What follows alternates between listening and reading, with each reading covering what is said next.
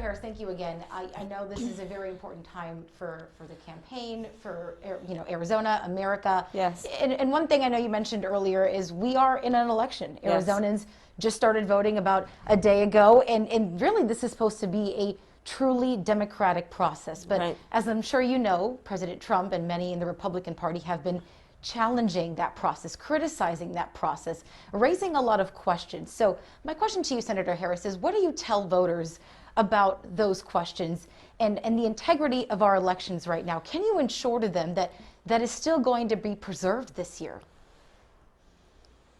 Our democracy requires and relies on everyone to know the power of their vote and to vote.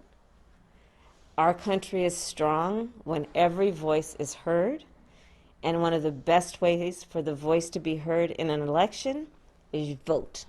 And so Joe Biden and I are here in Arizona to remind people that voting has started, to remind people you can vote by mail, you can drop a ballot in a drop box, you can go early in person or on election day in person, and we're encouraging people to go to iwillvote.com. and make sure that you vote. There's so much on the line. There's so much at stake. And your voice will matter, and you can determine the outcome of this election. Does it disappoint you, though, that that there are people who now have doubts about whether their vote will truly count this year?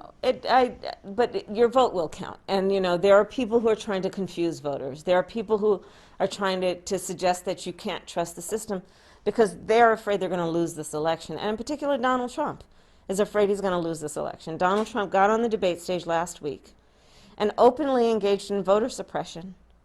Joe Biden got on that same debate stage and said, hey, go vote. Big difference. One person afraid people will vote because he knows he has a bad record and a record of failure. The other person, confident in the work he has done and the work he will do, says, please vote. Absolutely. The president, as you mentioned, has actually focused a lot of his time in Arizona over the last few weeks or months and talked a lot about the Hispanic community here. I know when Bernie Sanders was still a candidate, he had a very large backing from Hispanic and younger first-time voters. Mm-hmm. It doesn't seem like that passion has really transferred to the ticket with Joe Biden and yourself on. So I'm curious, obviously we have only weeks from Election Day. What is your message to those younger Hispanic first-time voters today? Listen, Donald Trump came into office and put babies in cages, separated children from their parents at the border, broke America's promise to our dreamers, and got rid of DACA. Joe Biden is going to close private prisons. Joe Biden is going to renew America's promise and protect our dreamers through DACA. Joe Biden and I are going to make sure that we create, on day one, work on a pathway towards citizenship. There's a huge difference, and everything is on the line. And so, listen, our power is in our vote. And don't let anyone take that power from you. Every age, every ethnicity, we have to know our power, and we have to vote. Absolutely. I want to go back to last night's debate. Mm-hmm.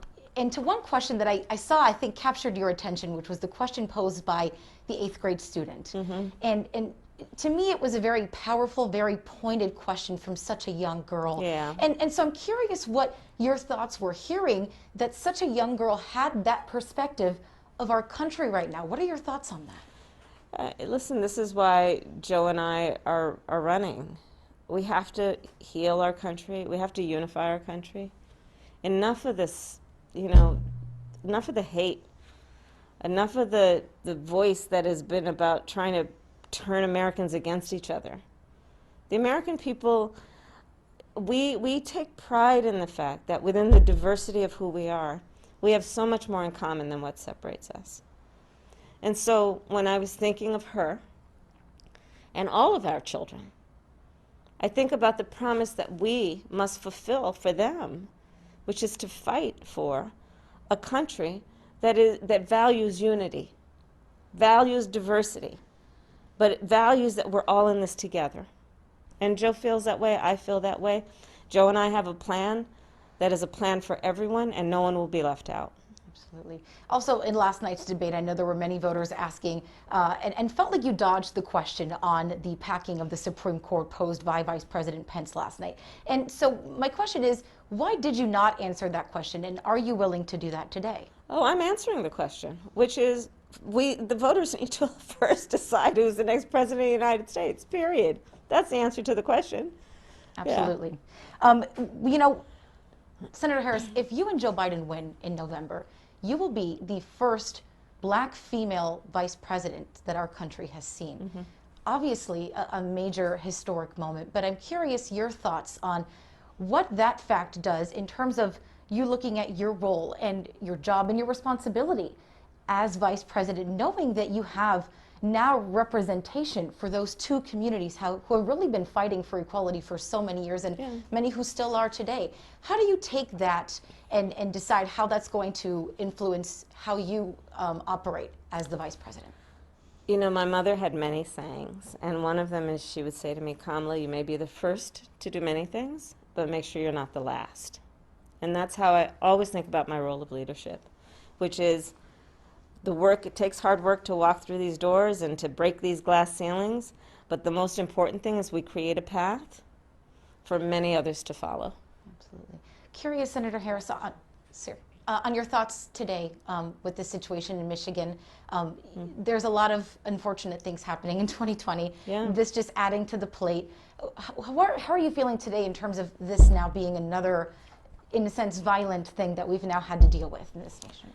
It's outrageous. And I know Gretchen Whitmer. I talked to her today, the governor of Michigan. But, you know, look, again, it gets back to the importance of this election and everyone voting. There were a group of men with assault weapons wearing swastikas who were threatening, right, the safety, I would argue, of the community. When Donald Trump was asked about them, he said something to the effect, very good people. We need a president of the United States who knows the difference between what is good and what is bad. Hate is bad. Racism is bad. Threatening violence is bad. So it's in the voters' hands to determine and decide what is a reflection of our sense of what is morally right, what is right in terms of love thy neighbor, what is right in terms of living the values that we say we hold dear. Absolutely. Am I allowed to get one more quick one in? Yes, up to you. You know, another thing that was brought up last night, I'm curious just on your personal thoughts on this, Senator Harris. You've watched the campaign on the Republican side. Mm-hmm. You know, the president has made many comments. But the one that I think a lot of people have held on to is his reluctance to agree to that peaceful transfer of power. Mm-hmm. And I'm curious what your thoughts were initially hearing him kind of refuse to answer that, and how you feel as the vice presidential candidate on the Democratic side on the notion that that could happen in November. I strongly believe the people are going to speak up and are going to fight for our democracy. People are going to vote, and there will be no question who has won this election, and the people will demand a peaceful transfer of power, and they will win. Absolutely. Thank you so much for your time, Senator Harris. You're welcome.